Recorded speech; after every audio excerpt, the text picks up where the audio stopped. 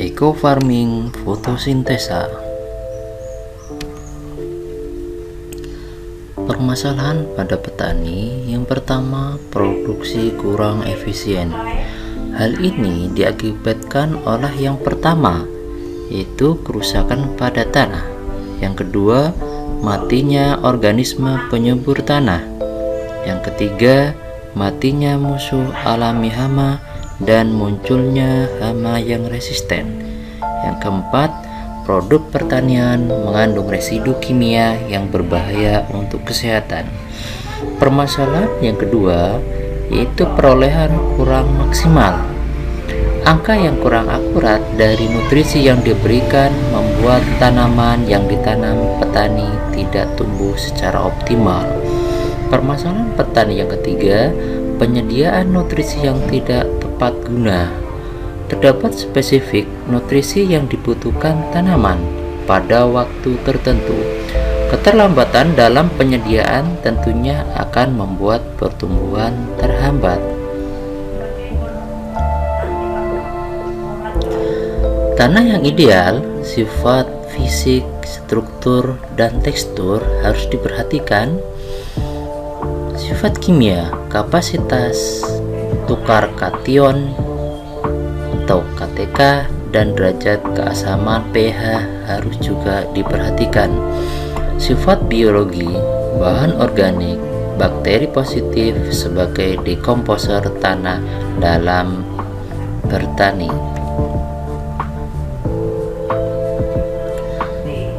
Nutrisi tanaman ideal. Tanaman membutuhkan nutrisi lengkap berupa 13 unsur hara. Unsur hara makro primer yaitu N, P, dan K. Unsur hara makro sekunder S, sulfur, kalium, dan magnesium. Unsur hara mikro Cl, Mn, Fe, Cu, Zn, B, dan Mo, dan lain-lain. Nah, ini yang biasanya kebanyakan para petani kurang memperhatikan unsur hara makro primer, unsur hara makro sekunder, unsur hara mikro. Dan juga tanaman membutuhkan nutrisi lengkap berupa 13 unsur hara. Ini untuk nutrisi tanaman yang ideal. Kenapa hasil pertanian itu tidak optimal, tidak maksimal?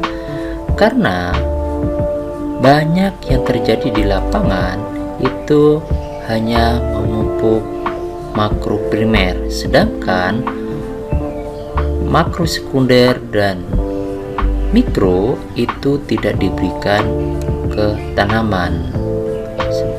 Padahal itu sangat penting untuk optimalisasi tanaman.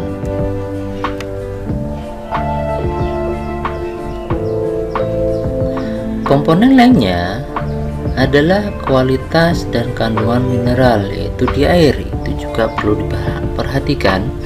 Yang kedua, udara. Nah, udara ini karbon, oksigen, dan hidrogen itu juga dibutuhkan oleh tanaman.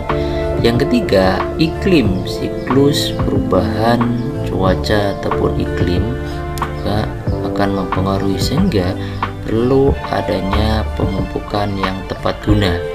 Yang keempat, cuaca. Yang kelima, lingkungan tumbuh.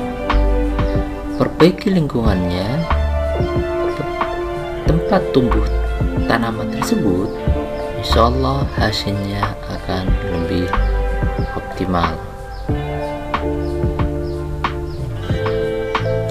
Solusinya yang pertama itu adalah untuk pertanian dan peternakan, pupuk organik. Nah, pupuk organik ini kami merekomendasikan pupuk fotosintesa yang tepat guna dengan teknologi pertanian terkini.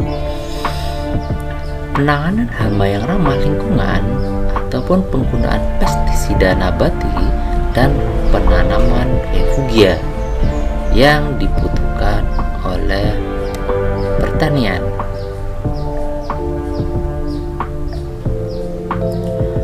Produk pupuk eco farming fotosintesa pembenah tanah dengan teknologi fotosintesa. Jenis pupuknya ini adalah pupuk tabur, pestisida, insektisida, dan fungisida, herbisida, dan pupuk musim. Jadi super lengkap di PTBS terkait pupuk pertanian. Eco farming fotosintesa memiliki manfaat pada tanah, meningkatkan unsur hara tanah, mengurangi bahan organik dalam tanah, mengurai bahan organik dalam tanah, meningkatkan pH menjadi normal, mengembalikan kesuburan lahan akibat unsur kimia yang berlebih, mengubah zat yang tidak dibutuhkan tanaman menjadi zat yang dibutuhkan. Pada tanaman, teknologi fotosintesa memaksimalkan pertumbuhan tanaman. Tanaman lebih kuat dan sehat, lahan tahan terhadap serangan OPT, mempercepat masa waktu panen, memaksimalkan kualitas hasil panen.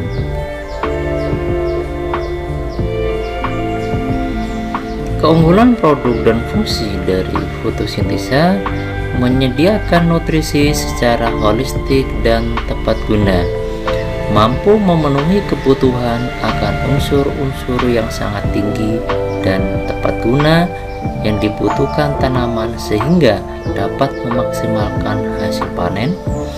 Teknologi fotosintesa dan pembenah tanah menggunakan sensor yang rinci untuk memberikan analisa lebih baik dan tepat.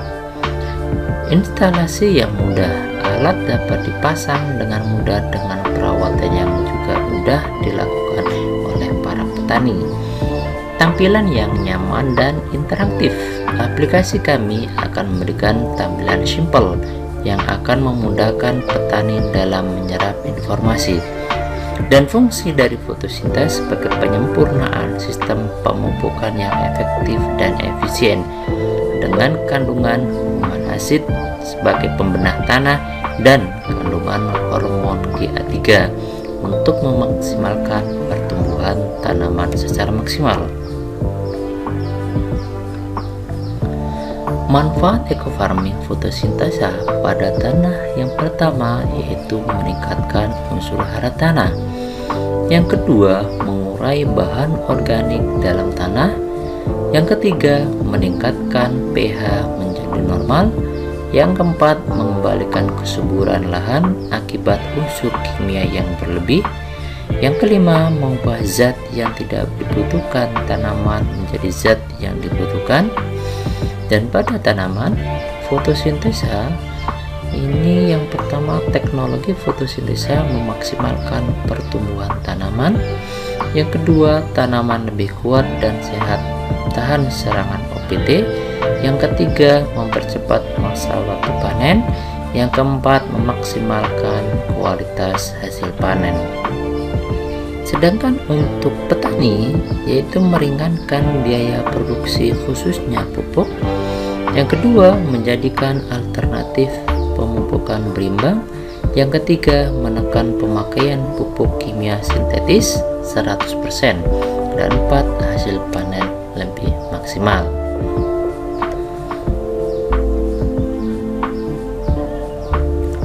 Prinsip pemupukan dalam pertanian harus memenuhi 5T, yaitu yang pertama tepat jenisnya, yang kedua tepat sasarannya, yang ketiga tepat caranya, yang keempat tepat waktunya, yang kelima tepat formulasinya. Tepat jenisnya, tanaman musiman, sekali panen atau berkali-kali panen. Tanaman tahunan, tanaman belum menghasilkan atau tanaman menghasilkan. Yang kedua, tepat sasaran, tanah dengan tujuan mudah diserap oleh akar serabut tanaman. Tanaman dengan tujuan dapat langsung dimakan lewat mulut daun ataupun sentuh mata. Tepat caranya, siramkan ke tanah langsung sebelum tanam. semprotkan ke daun tanaman sesuai jadwal aplikasi. Tepat waktu. Jadwal aplikasi siklus hidup tanaman atau siklus panen tanaman. Waktu semprot untuk lahan bebas dan untuk tanaman pukul 07.00 sampai 10.00 itu waktunya tepat untuk pemupukan. Tepat formulasi berdasarkan jenis dan luas tanaman, berdasarkan volume tangki semprot, konsentrasi. Cara aplikasi ekofarming fotosintesa: yang pertama pembiangan, yang kedua pengenceran, yang ketiga penyemprotan.